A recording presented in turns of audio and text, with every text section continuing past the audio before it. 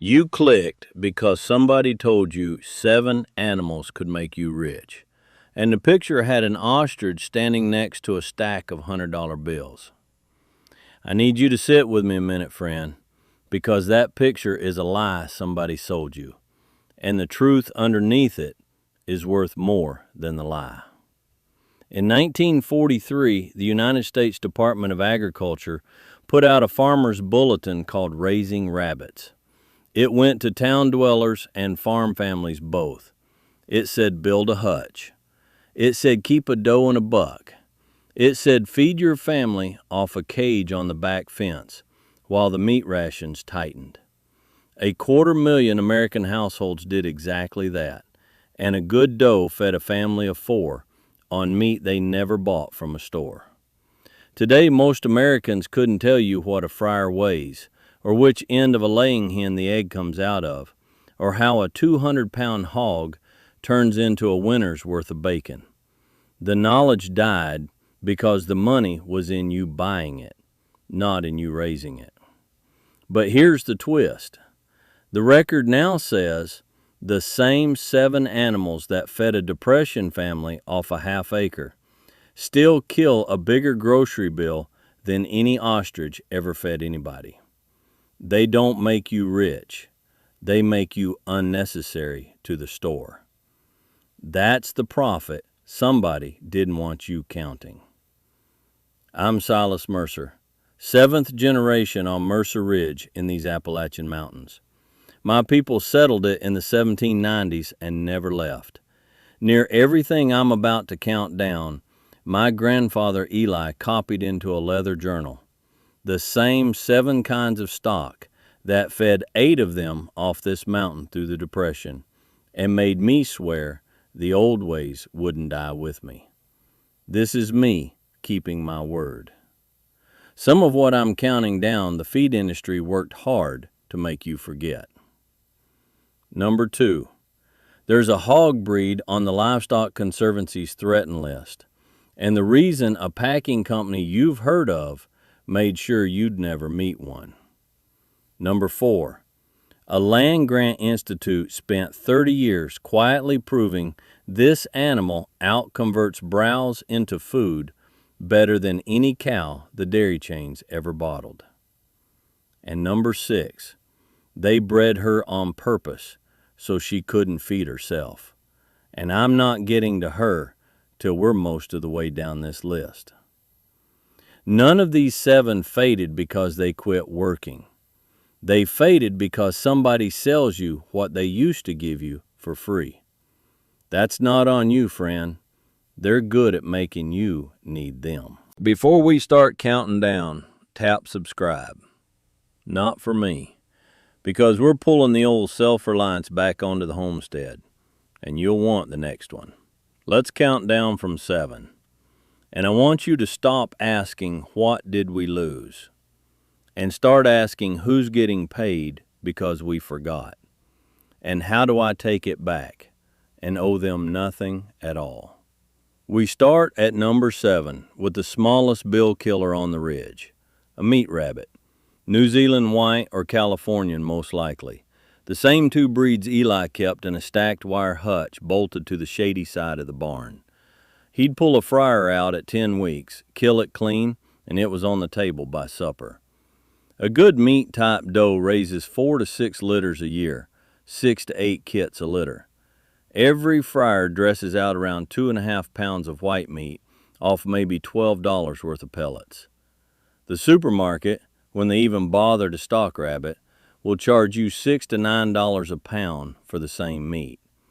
Call it $18 a fryer they'd want out of your wallet. 3 does in a backyard hutch put 50, 60 fryers on the table in a year. Do the math yourself. That's a grocery run you never make. Rabbit didn't get outlawed. Rabbit got out-competed. After the Second World War, Tyson Foods and the broiler integrators built a chicken so cheap the supermarket didn't need to stock anything else. That USDA rabbit bulletin from 1943 was quietly retired. By 1965, the poultry industry had scaled the meat aisle down to 1 bird. Nobody banned the rabbit, friend. They just made sure you never learned there was another option in the meat case. In 2011, Oregon State University Extension published Bulletin EM 9075, and I'll read you the line. Rabbits are efficient converters of feed to meat and can produce high-quality protein in small spaces. A land-grant university saying out loud that the animal in the 1943 bulletin still works. Here's how you actually do it. 3 by 2 foot wire cage raised off the ground. Balance 16% pellet with grass hay on the side. Breed the doe at 5 months. 31 days later, you've got a nest box full of kits. 10 to 12 weeks after that, you've got fryers. Eli wrote the whole schedule down in the back of his journal in 52. 1 doe, 1 buck, 1 cage. Meat forever. Never a butcher counter. That's the small one. The next one on this list, they didn't just outcompete it. They named it threatened. First pattern break, friend. Here's where it stops being quaint. Everything below this point on the count, somebody with a corporate letterhead had a direct financial reason for you to never keep it in your yard. The feed store gets richer every year you forget. Number 6, a dozen laying hens. Not the white-feathered wire cage bird the egg carton shows you. A Plymouth Rock, a Rhode Island Red, the kind Eli kept scratching in the yard, turning the scrap bucket and the bug population into a warm brown egg every morning. A good farm-top hen lays 150 to 180 eggs a year. That's 13 dozen. USDA's price reports have retail eggs bouncing anywhere from $2 to over $4 a dozen depending on the year, and you and I both watched them hit $7 at the peak. Call it $4 a dozen. 1 hen kills $50 a year. A dozen hens? $600 a year you don't hand the grocery clerk. Plus the roosters and old hens end up in the pot. Now you were promised number 6 was the one they bred so she couldn't feed herself. Here she is. In the 1950s and 1960s, companies like Cal-Maine Foods scaled up cage layer operations using hybrid strains that lay 280 eggs a year. But they can't forage, won't go broody, and won't lay without a bag of medicated feed you buy from them every single week. Meanwhile, city councils and homeowners associations quietly wrote hens out of the residential code between 1960 and 1985. Nobody banned the laying hen in a courthouse. They just made sure you'd buy the eggs instead. There was no money in you gathering your own. The University of Missouri Extension still publishes Raising Chickens in Backyard Flocks. And land-grant work confirms heritage dual-purpose birds forage a real portion of their own diet on kitchen scraps and yard bugs. The Livestock Conservancy lists both the Plymouth Rock and the Rhode Island Red on its watch category, meaning there aren't many left. Here's the method. 4 to 6 pullets to start. 4 square feet per bird inside, 8 to 10 outside. 16% layer ration for backup, oyster shell for the shells, secure the coop against raccoon and hawk. Kitchen scraps are extra. Roosters crow, so check your ordnance first. 6 hens, 1 scrap bucket. Eggs for breakfast, forever. The dairy case can keep its $4. That's your egg bill. The next animal on the list handles the meat aisle. And the story of why she stopped showing up in supermarkets is dirtier than the story of the hen. Number 5, a small flock of pekin ducks. White as fresh laundry, waddling around a shallow pan of water beside the garden. Eli kept 6 of them one summer, and they cleaned the slug problem out of the potato rows so thorough he didn't put out a bait cup for 3 years running. A Pekin drake hit 7-8 pounds live at 8 weeks. Dresses out at 4.5-5 pounds of dark meat. Try to buy duck at the supermarket. If they even stock it, it's $8, $10 a pound. That's $40, $50 on the label for one home-raised bird that cost you feed and 8 weeks. A small flock of 8 ducks a year puts $300, $400 worth of specialty meat on your table. Duck didn't get regulated off the shelf. Duck got shoved off the shelf by chicken. The same post-war broiler integrators, Tyson and Pilgrims, built a supply chain so cheap and so uniform that the meat case narrowed down to one bird. Duck became a restaurant specialty. Grocery chains stopped stocking it. A whole generation of American cooks stopped knowing what to do with it. Nobody outlawed the duck, friend. They just made sure the meat aisle only had room for what paid the biggest integrator the biggest margin. The University of Florida Extension published guidance in 2012 confirming ducks raise well on small farms and outperform chickens for foraging in wet ground. Here's the method. Simple shelter, predator tied at night, 4 square feet a bird inside. A kiddie pool for water. They need to dunk their heads, not swim. All flock pellets, foraged bugs and greens as bonus. Butcher at 8-9 weeks. And here's my honest note. I'll be straight with you. First flock of ducks I put together on my own, I built a shelter I thought was raccoon-proof. Wasn't. Lost 4 birds in one night. Eli didn't say a word. He just walked me out the next morning, showed me the hole I missed, and handed me a roll of hardware cloth. That's the trade. You'll lose one before you learn. Predator-proof the coop like your dinner depends on it, because it does. 6 ducks, 1 kiddie pool, slug patrol, and dinner. The specialty meat counter can keep its price tag. So that's the meat aisle and the egg aisle handled. The next one handles the dairy case, and it's the animal a land-grant institute spent decades proving still outfeeds a bagged milk jug. Second pattern break. We're halfway down. Everything above this line was small. Everything below this line is the kind of animal a modern homesteader does the actual serious math on, because the bill they kill is not measured in dozens, it's measured in gallons. Number 4, and here's the teased one, a dairy goat. Nubian, Alpine, doesn't much matter. A doe with a full udder standing in a milking stanchion at 5 in the morning, chewing hay while your bucket fills.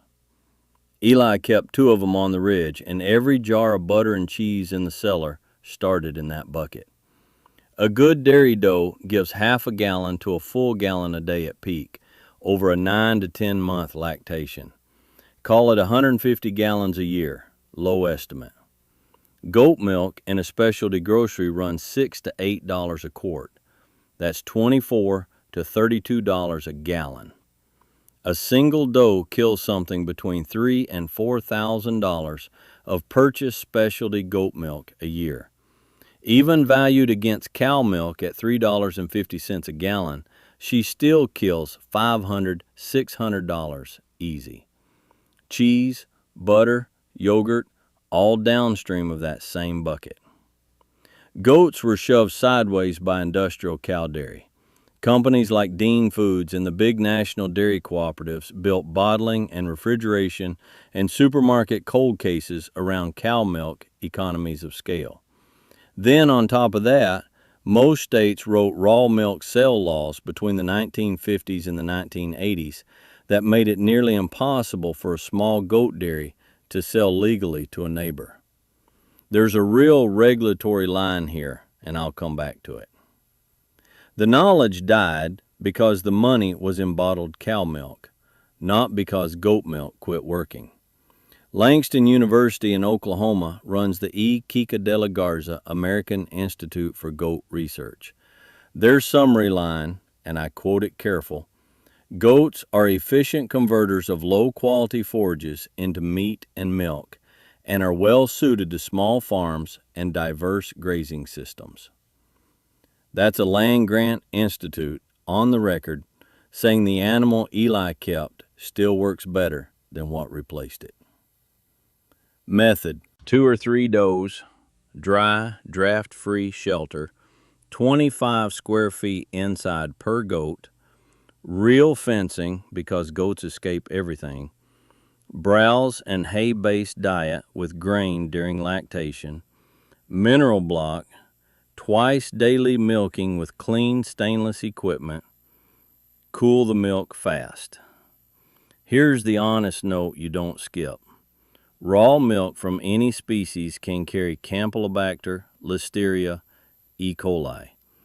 The CDC and FDA have a hard line on it. In your own kitchen for your own family, know the risk. Pasteurize at 161 degrees for 15 seconds if you want the safety margin. That's the one part you don't skip. 2 does, 1 bucket, milk, butter, cheese, yogurt. The dairy case owes you nothing back. That handles the dairy aisle. The next one handles the meat case for a whole winter off a single animal, and it's the one on the threatened list. Number 3, 1 hog, not a barn full of them, 1 weaned piglet, 40 pounds, put out on scraps and grain in the spring, butchered at $250 in the fall. Eli did it every year I knew him. The whole neighborhood came for Butcher Day. Nobody left without something wrapped in butcher paper. A market hog at 220 to 250 pounds live weight dresses at 65 to 75%. That's 150 to 180 pounds of pork. Bacon, hams, chops, sausage, and lard for the whole year. The USDA Economic Research Service has retail pork bouncing $3 to $4 a pound. That's $500 to $700 of pork the grocery store didn't sell you off one animal in 6 to 7 months of feeding.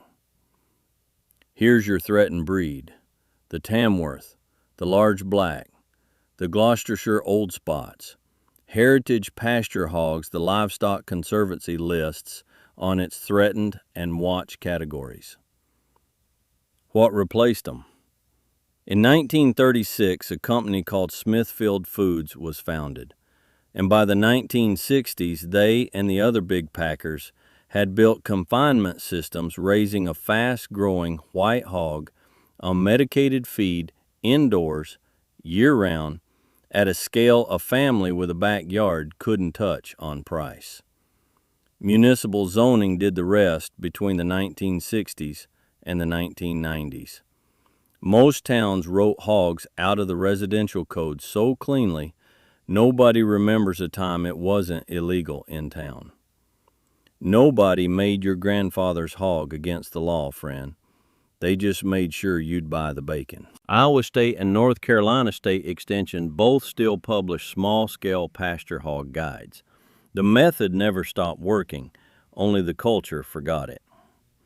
1 or 2 weaned piglets from a local heritage producer. 50 to 100 square feet outside per pig. Sturdy shelter, real fence, because hogs test fencing every day. 14 to 16% grower ration, garden surplus as supplement, never as replacement. Clean water always, a wallow in summer. Butcher at 250 pounds, and here's the honest note: home-cured pork done wrong will kill you. Botulism from bad curing salt ratios is real. Follow the USDA Complete Guide to Home Canning or a tested cure recipe to the gram. That's the one part you don't skip. 1 piglet in spring, 1 winter of pork, 1 bill the store never gets. That's the meat freezer. The last count on the list, before we get to the one that ties them all together, is the animal that handles the whole ground beneath them. Third and last pattern break. Now, the picture on the front of this thing showed you an ostrich next to a stack of $100 bills. Number 2 is where I owe you the truth about that ostrich and about every animal somebody promised would make you rich. Number 2, a small flock of geese. Emden or Toulouse, the big white and gray birds Eli ran through the orchard every summer to keep the grass down between the apple trees. They mowed, they weeded, they fertilized as they went, and they finished the year as roast goose on the winter table. A finished goose dresses at 7 to 9 pounds. Goose meat in a specialty store, if you can find it, is $8 to $15 a pound. But the real bill she kills isn't just meat. She's replacing the gallon jug of glyphosate you'd otherwise be spraying between the trees, the gas in the mower, and half the mowing labor besides. On a small orchard or a big garden, that's real money. Call it $100, $150 a year in weed control and fuel, plus $100 of meat off each bird. Geese got displaced by chemistry. Monsanto brought glyphosate to market in 1974, and the herbicide industry and the small tractor makers spent the next 50 years selling farmers a jug and a mower to do what a goose did for free. And here's the honest disavowal, friend, before I go one word further. That picture with the ostrich and the pile of $100 bills is the lie. The ostrich boom of the 1990s made a handful of speculators rich and left hundreds of farmers broke when the market collapsed. Ostriches are dangerous. They need serious infrastructure, and they were never a homestead animal. They were a Wall Street pitch dressed up in feathers. I'm not selling you fear, and I'm not selling you a get-rich bird. I'm counting down animals that kill the bills your grandmother knew how to kill. The Livestock Conservancy has multiple domestic goose breeds on its watch and threatened categories. Modern agroecology research on integrated crop livestock systems confirms grazing birds reduce herbicide need in orchards and pasture. Method: 3 to 6 geese for a small orchard or big garden. Simple night shelter, predator tight. Rotate them so they don't overgraze. Supplement with grain in winter. They can't live on lawn alone. Established trees only, because young bark gets nibbled. And no, geese are loud, and a gander in breeding season is not shy. 6 geese. Half your mowing gone. Half your herbicide gone. A roast on the winter table. Roundup can keep its jug. 6 animals down, and now the one that isn't one of them, the one that's all of them at once. Number 1 isn't an animal. Number 1 is what happens when you stack the 6 above it on the same piece of ground, and the ground starts feeding itself. The rabbit eats the garden thinnings and the pellet. The hens turn the rabbit droppings and the kitchen scraps into eggs. The ducks eat the slugs off the potato rows. The goat browses the fence line the mower can't reach and gives you milk. The hog turns the whey and the garden surplus into bacon.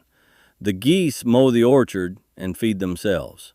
1 ground, 6 animals, and no ration a feed store sold you. No gallon jug of chemistry, no dairy case, no meat aisle, no egg carton. That's not one profitable animal, friend. That's a homestead.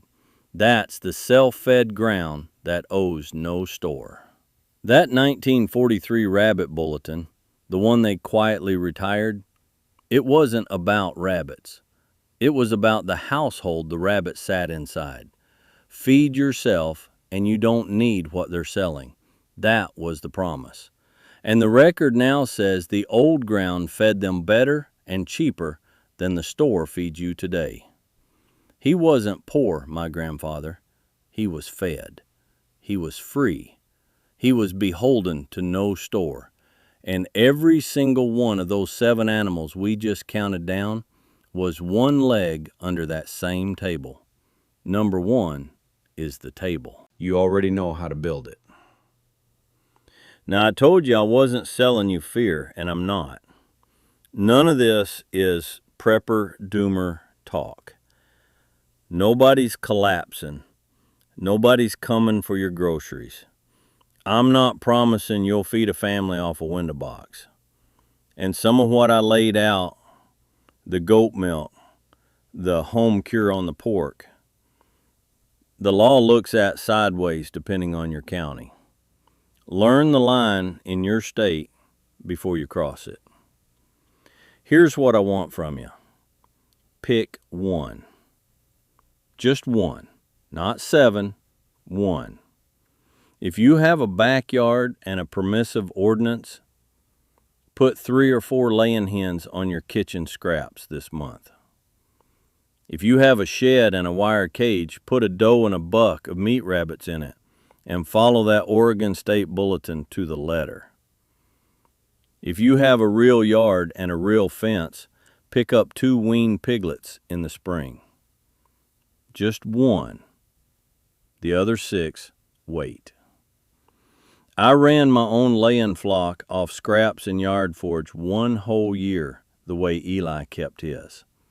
12 hens, no bagged feed after the first bag. Never bought a dozen eggs the entire time.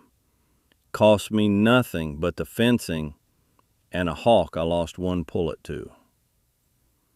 Tell me down below, did your grandparents keep any of these 7? What kept your people fed that nobody keeps anymore?